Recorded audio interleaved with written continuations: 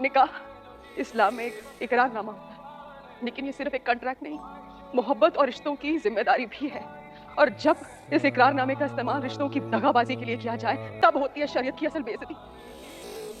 हम ज्यादा पढ़े लिखे नहीं हैं, लेकिन ये जरूर समझ चुके हैं कि जो कुरान पाक में है वही संविधान और कानून कहता है। वलिलमुतल्लकाती मताउन बिलमारूफ हक्कन अलल मुत्तकीन कज़ालिका युबय्यिनुल्लाहु लकुम आयातिही लअल्लकुम तक़िलून। तलाकशुदा औरतों को मुनासिब गुजर बसर का इंतजाम करना जरूरी है। ये नेक लोगों पर एक फर्ज है। इस तरह खुदा तुम्हें अपनी निशानियां दिखाते हैं ताकि तुम समझ सको।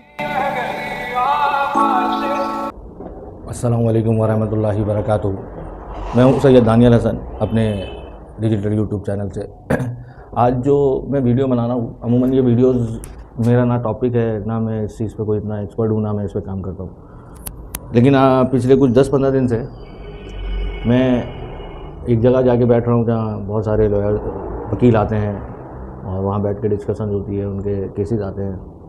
और फिर रिसेंटली मैंने एक मूवी देखी, हक। लास्ट टाइम ही देखी मैंने नेटफ्लिक्स पे, काफ़ी दिनों बाद मैंने कोई मूवी देखी।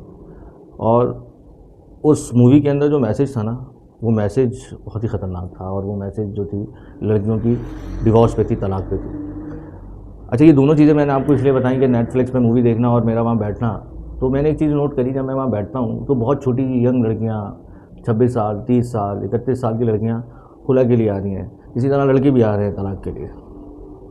तो मुझे लगा कि इसके ऊपर एक वीडियो बनानी चाहिए और शायद हमें इस फैसला की कोशिश करनी चाहिए।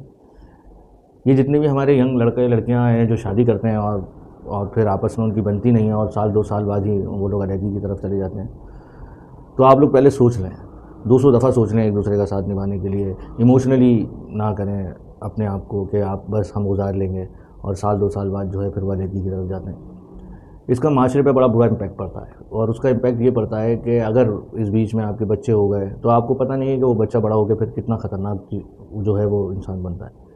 क्योंकि इंसान सब कुछ बर्दाश्त कर सकता है, सारी चीज़ें, लेकिन उसकी जो बचपन की महरूमियाँ होती हैं ना, वो ज़िंदगी भर नहीं भूलता।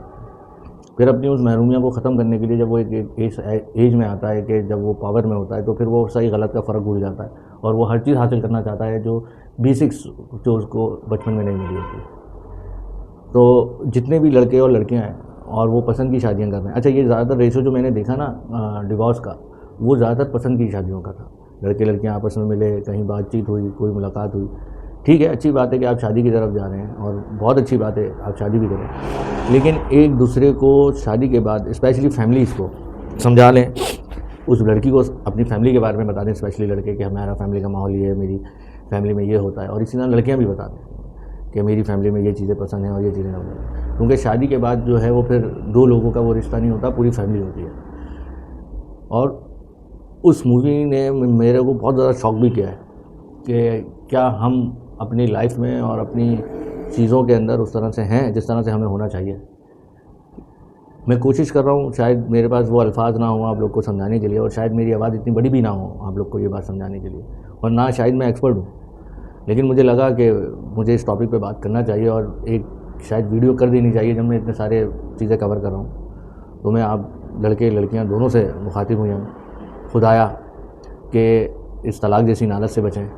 और ये बात आप सबको पता है मुझ समेत कि अल्लाह के नज़दीक सबसे नापसंदीदा जो है वो अमल है तलाक। जायज़ है लेकिन सबसे नापसंदीदा है, तो इससे बचें। शुक्रिया, अपना ख्याल रखेगा और अपनी ज़िंदगी के फ़ैसले अल्लाह और उसके रसूल के अहकामात के मुताबिक गुजारने की कोशिश करेगा। शुक्रिया, अल्लाह हाफ़िज़।